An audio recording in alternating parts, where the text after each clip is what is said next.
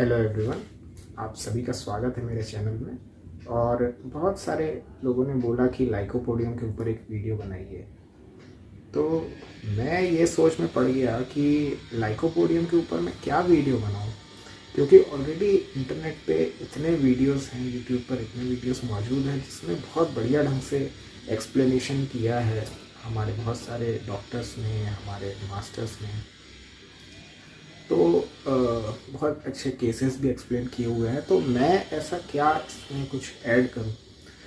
तो फिर मैंने सोचा चलिए आपको एक केस बताता हूं। ये केस से एक और जो आयाम है लाइकोपोडियम का, वो शायद आपको समझने में कुछ मदद मिलेगी। तो ये केस छोटा सा केस है। ये एक 30 इयर्स के होम्योपैथ थे। ये मतलब मैं जानता हूँ इनको पर्सनली। तो क्या है कि ये आए और इनके लेफ़्ट ईयर में बहुत पेन था। तो जैसे क्लिनिक में आए तो बोलते हैं कि अरे डॉक्टर साहब बहुत दर्द है, कि मतलब इतना दर्द है कि मैं क्या बताऊँ आपको, बोले बुखार भी आ गया मेरे को। मैंने बोला अच्छा। मैंने बोला कितना समय हो गया आपको? तो बोलते हैं कि अरे सर 2 दिन आप मान के चलिए कि 2-3 दिन हो गए हैं, और मैंने खुद से भी बहुत दवाइयाँ खा ली। मैंने मतलब नक्सवामिका, कोफिया और कैमोमिला और जाने मतलब मैंने क्या क्या ही परसल्स और ये सब कुछ खा के देख लिया मैंने। मतलब 5-6 दवाइयाँ मैंने खा ली। थोड़ा नक्सवामिका से थोड़ा बहुत आराम आया था, लेकिन फिर वो दर्द बहुत तेज़ हो रहा है। तो मैंने बोला अच्छा ठीक है। बोलते हैं कि ऐसा लग रहा है कि बॉयल हो गया है, आप देखो क्या लगता है आपको, बॉयल हो गया है क्या? मैंने बोला अच्छा ठीक है मैं देखता हूँ। तो चेक किया मैंने, तो हाँ वो जो फरंकल हो जाता है एक्सटर्नल ईयर में वही था, और काफ़ी मतलब उनको पेन था उस वजह से। तो मैंने बोला अच्छा। मैंने बोला तो ये पेन इतना आप परेशान हैं, फिर आपने किसी ईएनटी वाले को नहीं दिखाया? तो उन्होंने बोला नहीं नहीं, ईएनटी वाले को तो अभी नहीं दिखाया मैंने। ईएनटी वाले पे जाएंगे तो क्या है कि फिर वही स्पेशलिस्ट के पास जाएंगे तो वो फिर 500 फीस रखवा लेगा। तो मैंने सोचा कि अगर अपन इससे मैनेज कर लें, अच्छा हो जाए होम्योपैथी से, तो ज़्यादा बेटर है। ठीक है। मैंने बोला तो जैसे दर्द आपको इतना हो रहा है, तो ऐसे दर्द के स्टेट में मतलब आपका क्या मतलब मेंटल स्टेट क्या है इस टाइम पे, जैसे इतना तेज दर्द हो रहा है, आपको क्या फीलिंग क्या है अंदर से? तो वो जानते हैं इस तरह के लाइन ऑफ क्वेश्चनिंग जो हम करते हैं माइंड मेंटल एस्पेक्ट को समझने के लिए। तो उन्होंने बोला कि मतलब मेरे को चिड़चिड़ाहट बहुत है, इतना तेज गुस्सा आ रहा है ना।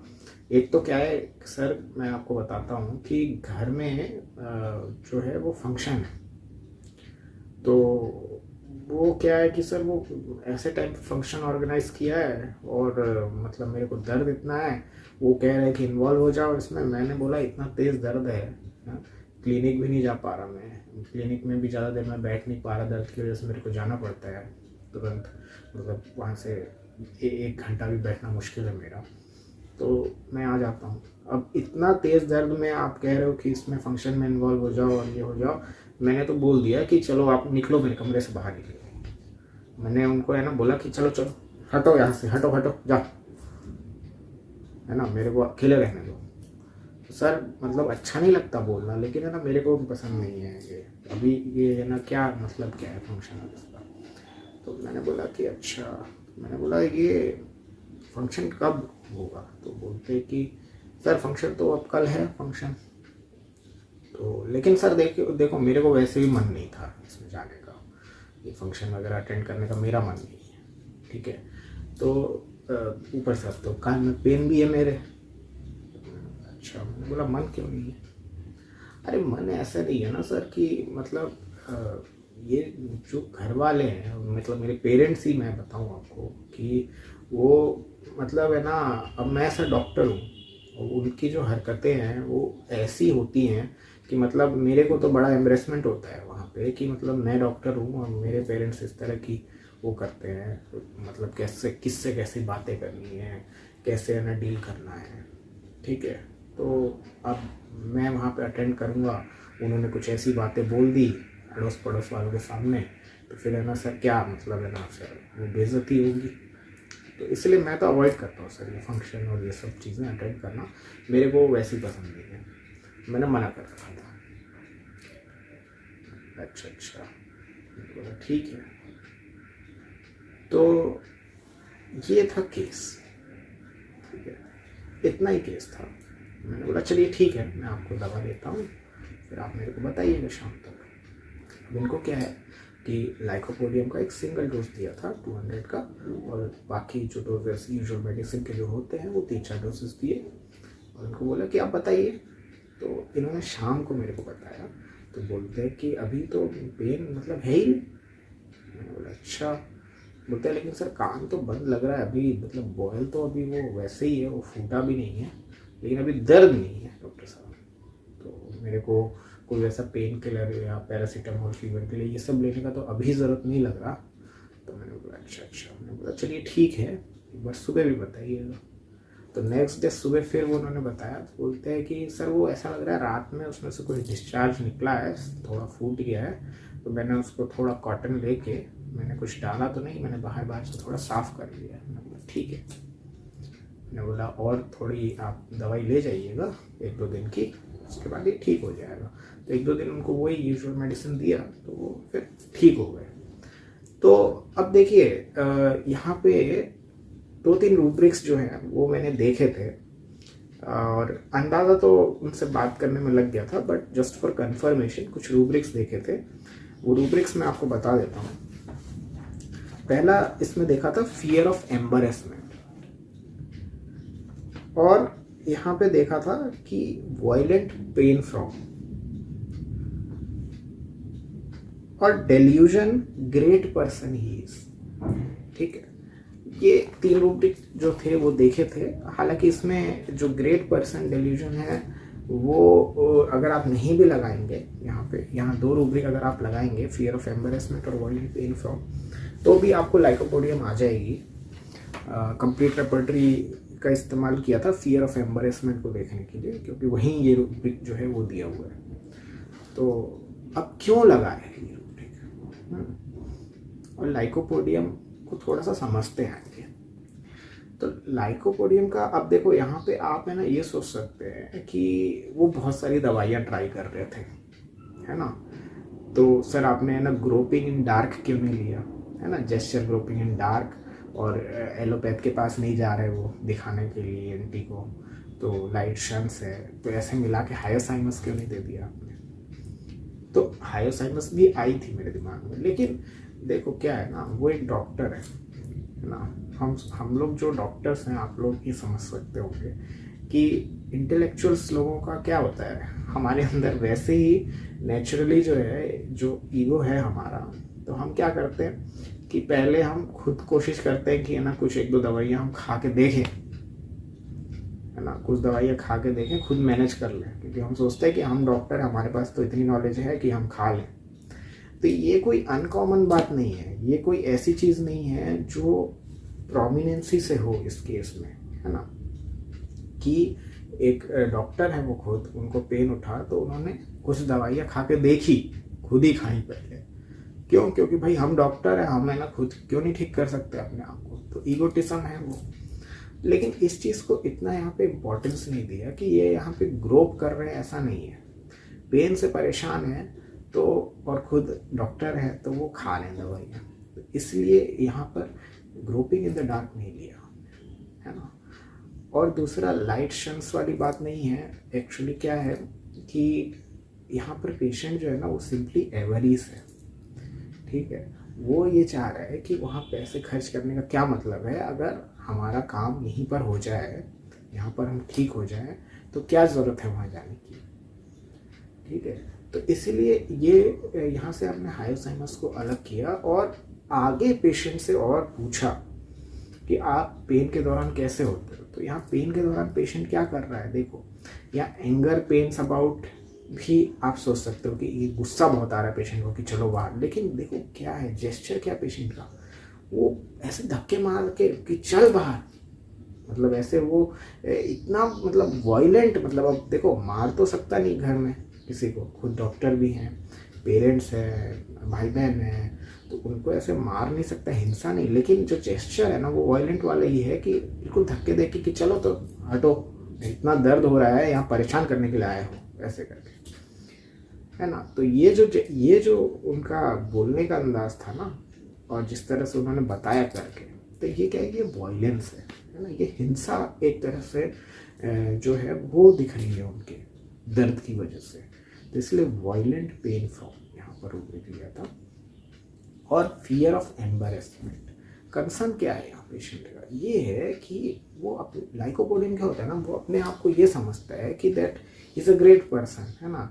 वो होता नहीं है, लेकिन वो अपने आप को मानता है कि मैं बहुत ज़्यादा नॉलेज वाला व्यक्ति हूँ, बड़ा इंसान हूँ, मेरा एक है ना रुतबा है, लेकिन उसको खुद को मालूम है, उसको खुद को अपने वीकनेस के बारे में पता होता है।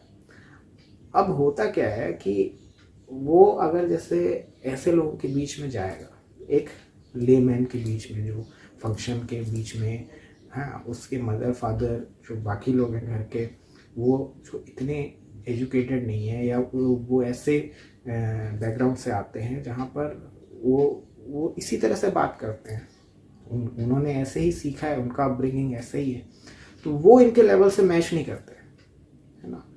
तो इसको क्या फील होता है, इसको फील होता है एम्बेरसमेंट। अब एम्बेरसमेंट को थोड़ा सा समझते हैं। एम्बेरसमेंट क्या होता है, एम्बेरसमेंट बहुत सारे लोग समझते हैं कि सिर्फ शेम होता है, लेकिन शेम अलग चीज़ है, वो तो सिर्फ शर्म है। शेम जो है ना वो एक पार्ट है एम्बेरसमेंट का। एम्बेरसमेंट में और भी चीज़ें होती है। क्या है, जैसे मान लीजिए कि आप स्टेज पे गए, स्टेज पे जाके आपको कुछ बोलना था, कोई स्पीच थी, वो आप गए, दिया आपने स्पीच, फिर आप आए तो आपके फ्रेंड ने पॉइंट किया कि अरे तुम्हारी तो जिप खुली है यार, जिप लगा लो। तब आपको लगा अरे यार, मैं तो ऐसे जिप खुली लेके चले गया स्टेज पे, वहाँ तो सबने देखा, पूरे है ना कॉलेज ने देख लिया, वहाँ गर्ल्स भी हैं उन्होंने भी देख लिया, सबके सामने वो सबने देखा होगा। तो अब क्या होगा, अब आप सेल्फ कॉन्शियस हो जाओगे, हैं। एम्बेरसमेंट में क्या होता है, व्यक्ति ना सेल्फ कॉन्शियस हो जाता है, और अब नेक्स्ट टाइम जाने में थोड़ा सा डरेगा, थोड़ा सा टिमिडिटी भी आ जाएगा, है ना, कि सोचेगा कि है ना अब जाऊँगा दोबारा तो ऐसा नहीं हो जाएगा, ठीक है।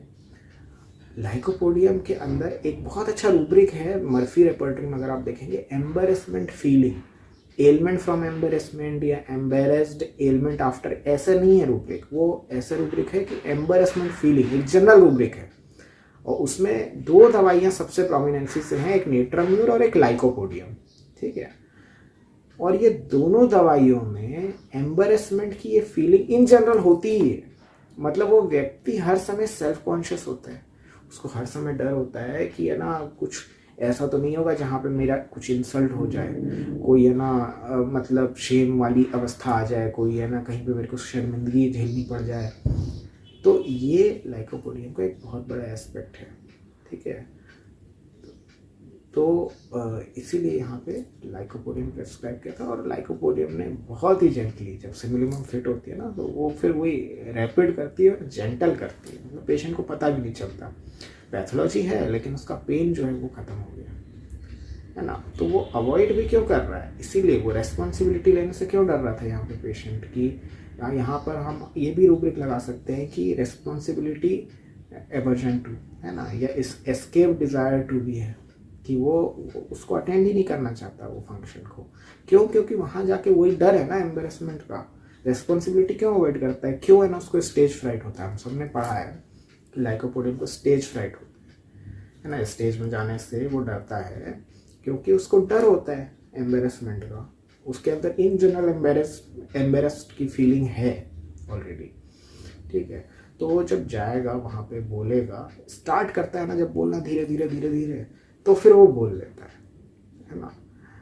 और जब वो बोल लेता है तो फिर उसके बाद कॉन्फिडेंस गेन हो जाता है, तो फिर वो उसके बारे में पोस्टिंग भी करेगा, अरे मैंने स्टेज पे ऐसे इस चीज़ के बारे में बोला था, बहुत सबको बहुत पसंद आया। और ये चीज़ फिर बाद में आती है ना। ये लाइकोपोडियम का ये स्टेट होता है कि स्टार्टिंग में आपको डर लग सकता है पहले 1-2 विजिट में, फिर धीरे धीरे जब आप उसको जानेंगे ना तब उसका वो बिल्कुल अलग पिक्चर। फिर आपको अगर उसको लगता है, सामने वाले को, उस लाइकोपोडियम को लगेगा कि अरे डॉक्टर साहब थोड़े माइल्ड टाइप के हैं, इनको अब मैं थोड़ा सा डोमिनेशन कर सकता हूँ, या मैं अब अपना असली रंग दिखा सकता हूँ, तो वो फिर दिखता है आपको। एक छोटा बच्चा आता था मेरे पास, उसको क्या है कि सेबोरोइक डर्मेटाइटिस है, और अभी भी चलता है उसका ट्रीटमेंट, तो अभी काफ़ी पहले से काफ़ी बेटर है। तो जब वो फर्स्ट विजिट में आया था तो बहुत ही शांत सा, मैं जितना पूछता था उतना ही बताता था। और ये तो फिर हुआ क्या कि एक बार उसकी मदर ने बताया कि मैंने बोला कि इतने दिन बाद क्यों आते हैं हम, अगर 10 या 12 दिन की दवाई देते हैं तो ये इतनी लेट क्यों आते हैं।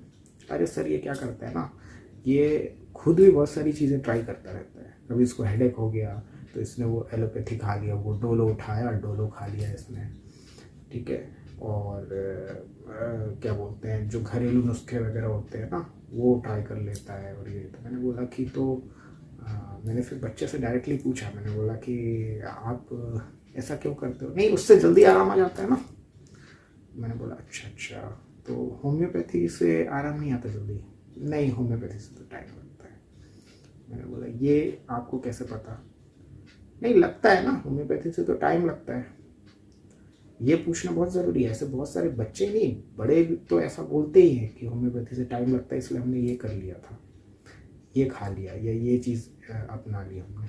तो आपको ये पूछना ज़रूरी है कि आपको कैसे पता ये चीज़ कि होम्योपैथी से टाइम लगता है। क्या आपने कहीं से सुना है ना, किसी ने कहा है आपसे, या आपके दिमाग की खुद की ये थ्योरी है, या आपका पहले का कोई एक्सपीरियंस है, क्या है यहाँ पे। तो यहाँ पे फिर उस हिसाब से आप रूब्रिक का चयन कर सकते हैं, है ना।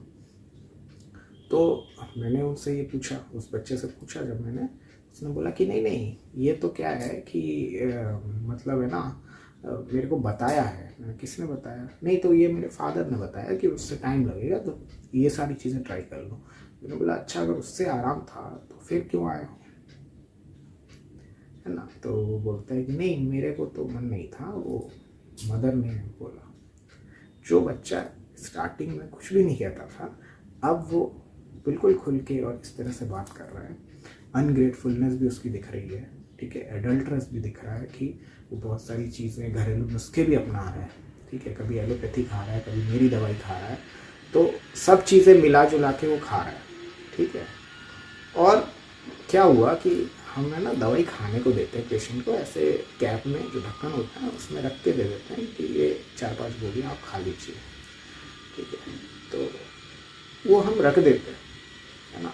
बहुत छोटे अगर बच्चे होते हैं तो उनको खिलाते हैं, वरना ज़्यादातर हम रख देते हैं। हम ये देखते हैं कि किस तरह से पेशेंट उसको उठाता है, कैसे खाता है। कई पेशेंट होते हैं जो डायरेक्टली उठा के खा लेते हैं बिना देखे, कई लोग पहले उसको देखेंगे गोलियों को, कितनी गोलियाँ क्या है, अच्छा, ठीक है, फिर बड़े केयरफुली खाते हैं, ठीक है। तो हर किसी का प्रेजेंटेशन अलग अलग होता है। तो ये जो बच्चा था ना, ये पहले बड़े अच्छे से रिस्पेक्टफुली खाता था, पर हुआ क्या, उस दिन जब मैंने दिया उसको दवाई, तब उसने यूँ ऐसे 2 उंगलियों के बीच में उसने कैप फंसाया और ये स्टाइल से, ठीक है। तो ये जो हिम्मत आ जाती है ना धीरे धीरे, जब वो देखता है कि सामने जो फिजिशियन है वो किस तरह का है ना, या सामने फिजिशियन नहीं, कोई भी जो पर्सन है वो किस तरह का है, तो क्या मैं डोमिनेट कर सकता हूँ, क्या मैं अपना ट्रू सेल्फ पे आ सकता हूँ, तो फिर ये लाइकोपोडियम की स्टेट जो है वो आपको दिखेगी। अब कुछ और जो रूब्रिक्स हैं, कुछ और जो एस्पेक्ट हैं लाइकोपोडियम के, वो हम देखते हैं। एक बहुत कॉमन रूब्रिक है abusive insulting, children insults parent, है ना, जो कि इस केस में भी है। क्यों, क्योंकि वो कब ऐसा करता है, जब वो देखता है कि पेरेंट्स को वो सब दबा सकता है, थोड़ा नीचे कर सकता है ना, जो हम पढ़ते हैं कि hard for inferior, soft to superior, तो ऐसा जो है वो लाइकोपोडियम कर सकता है। दूसरा कि उसमें एक बहुत अच्छा रूब्रिक है कि anxiety visible things and skin problems. मतलब क्या है कि ऐसी चीज़ें जो दिख रही हैं, सामने जो नज़र आ रही है ना, अब पेन हो गया, है ना, क्लिनिक नहीं जा पा रहे, ढंग से बैठ नहीं पा रहे, वहाँ जल्दी निकलना पड़ रहा है, तो पेशेंट भी देख रहा है कि डॉक्टर साहब तकलीफ़ में है, तो मैं ऐसी अवस्था में कैसे आ जाऊंगा? लाइकोपोडियम के अंदर जो हम जानते हैं ना कि उसको लव ऑफ पावर होता है, लव ऑफ पावर में अब और भी दवाइयाँ उन्होंने जोड़ दी है, वेरेट्रम है, प्लेटिना है। एक प्लेटिना लेडी ने ऐसा मेरे को बोला था कि उनको प्लेटिना दिया था, उन्होंने ऐसा बोला था कि डॉक्टर साहब ऐसी दवाई देना कि मेरे को थोड़ी एनर्जी आए और मैं घर वालों से लड़ सकूं। बहुत सीरियस स्टोरी, ठीक है। तो देखो वहाँ पे भी लव पावर होता है, लेकिन वहाँ पे वो दवाइयाँ कम ग्रेडिंग में है, लाइकोपोडियम की ग्रेड बहुत हाई है। पहले तो सिर्फ लाइकोपोडियम होती थी इस रूब्रिक में, अब उन्होंने और रेमेडीज ऐड करी हैं। तो लाइकोपोडियम में लव ऑफ पावर क्यों है? क्योंकि उसके पास पावर नहीं होता ना, उसको पता होता है कि मेरे पास पावर नहीं है। वेरेट्रम, प्लेटिना और जो दवाइयाँ उसमें दी है उनके पास है पावर ऑलरेडी, ठीक है। वो थोड़ा कम होता है तो वो चाहते हैं कि नहीं वो पावर आ जाए, want of love of power उनमें होता है। लेकिन लाइकोपोडियम इतने हाई ग्रेड में इसीलिए है कि वो जानता है कि मेरे अंदर नहीं है पावर और वो बनना चाहता है। उसका एक वो जो हम जर्नी कहते हैं ना, पुराने में आपने पढ़ा होगा मटेरिया मेडिका में, कि कैलकेरिया से सल्फर तक की स्टेट में पहुंचने की जो जर्नी है वो लाइकोपोडियम की है। तो इसीलिए वो एवरी पॉसिबल मीन एम्प्लॉयड करता है। जो हम रूब्रिक पढ़ते हैं कि ambition increase employed every possible mean, ये रूब्रिक भी इस केस में आप लगा सकते हैं कि वो ईगो में आके कि मतलब कोई तो दवाई होगी ना जो ठीक करेगी, तो सारे पॉसिबल मीन अप्लाई कर रहा है ना।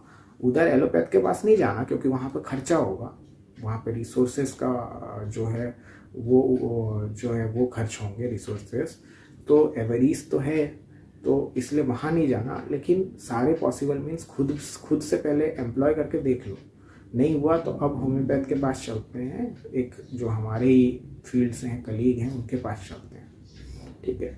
तो ये होता है उसके अंदर। लाइकोपोडियम पढ़ा होगा ना आपने कि वो पहले बहुत बड़ा पेड़ हुआ करता था, अब जो है वो क्या रह गया, एक मॉस रह गया है, काई के समान अब वो बच गया है। वो धीरे जैसे जैसे इवोल्यूशन हुआ है तब वो जाइंट ट्री से छोटा होकर अब एक मॉस के फॉर्म में रह गया है लाइकोपोडियम। लेकिन अभी भी सोच तो ट्री वाली है ना, वो लगता उसको यही है कि मैं तो सबसे ऊपर हूँ, सबसे हाई हूँ। उसको पता है कि वो नहीं है। वो फिजिकली हम पढ़ते थे, फिजिकली है ना वीक मस्कुलर पावर, लेकिन है ना मेंटली बहुत शार्प होता है लाइकोपोडियम। तो मेंटली शार्प होता है और धीरे धीरे आप सीनियर एज में बहुत सारे लाइकोपोडियम लोगों से मिलेंगे एडल्टहुड में, जहाँ पर वो आपको बड़े कॉन्फिडेंट नज़र आ सकते हैं, ऐसे प्रोफेशन में नज़र आ सकते हैं, लाइक टीचिंग हो गया, साइंटिस्ट हो गए, क्योंकि इंटेलेक्चुअल होते हैं लाइकोपोडियम, है ना। इंटेलेक्चुअल और इंटेलिजेंट में अंतर होता है। तो इंटेलेक्चुअल होते हैं तो वो क्या है कि आपको लग सकते हैं कि अरे बड़े कॉन्फिडेंट हैं, इतने लोगों को हैंडल कर रहे हैं, मैनेज कर रहे हैं और ये कर रहे हैं। तो ये क्या होता है ना, ये पर्सनल ग्रोथ होता है। एक व्यक्ति की वो जर्नी है, पहले वो नहीं था इतना कॉन्फिडेंट, पर उसने अपने आप को बनाया ऐसा। जैसे एक लेकेसिस पर्सन है जिसको सांप से बहुत डर लगता है ना, फियर ऑफ स्नेक, और भी दवाई है जैसे नेट्रोम्यूर भी है और भी मेडिसिन है। लेकिन अब इसने क्या किया, अपने आप को अपनी हिम्मत बढ़ा के अब उसने स्नेक को पकड़ लिया, ठीक है, पकड़ लिया, उसको अब हैंडल करने लगा, अब उसको उस सांप से डर नहीं लगता। तो ये उसकी पर्सनल ग्रोथ हुई। तो ये फिलिप बेली जी ने बहुत अच्छा अपनी किताब में बोला है कि पर्सनल ग्रोथ का ये मतलब नहीं होता कि पर्सनैलिटी जो है वो अब बदल गई है, ये नहीं होता। क्योंकि एक इसको और सिंपली ऐसे समझ सकते हैं ये माइंड मेथड में कि हम रेमेडीज के ना, रेमेडी हमारी बहुत बड़ी है, पॉलीक्रेस्ट है ना, बहुत बड़ी है। तो हम एक आयाम जानते हैं, ये दूसरा आयाम है उसका, ये दूसरा डायमेंशन है, ये दूसरा फैसेट है। जैसे इस केस में हमने लाइकोपोडियम का एक फैसेट समझा, इस केस में लाइकोपोडियम का वो फैसेट नहीं दिख रहा है कि लाइकोपोडियम जो सेंसिटिव होता है, स्माइलिंग होता है ना, अपने फैमिली के प्रति केयर करने वाला भी होता है, वो एस्पेक्ट यहाँ नहीं दिख रहा है। यहाँ पर एक दूसरा एस्पेक्ट दिख रहा है लाइकोपोडियम का, एक दर्द की अवस्था में जो इतना वो वायलेंट हो रखा है और जो डिसरेस्पेक्टफुल हो रखा है, फैमिली के प्रति थोड़ा एब्यूजिव भी हो रखा है। तो ये वो अवस्था दिख रही है, रेस्पॉन्सिबिलिटी का अवॉइड करना, एम्बेरसमेंट से डरना, ये एस्पेक्ट है यहाँ पे, है ना। ये दूसरा एस्पेक्ट जो है वो भी हो सकता है। तो केसेस को समझना इसलिए ज़रूरी है ताकि हम एक ही दवाई के अलग अलग आयाम को, अलग अलग डायमेंशन को, अलग अलग फैसेट्स को और बेहतर ढंग से समझ सकें, है ना। तो आई एम श्योर कि ये जो छोटा सा केस था, इसके ज़रिए लाइकोपोडियम का एक एस्पेक्ट आप लोगों को समझ में आया होगा। और ऐसे वीडियोस देखने के लिए चैनल को सब्सक्राइब करिए। ये वीडियो पसंद आया हो तो प्लीज़ वीडियो को शेयर करिए, लाइक करिए, और आपके जो भी सुझाव हों, कोई सवाल हो, वो आप कमेंट सेक्शन में पोस्ट करिए। So till next time, thanks a lot and good bye.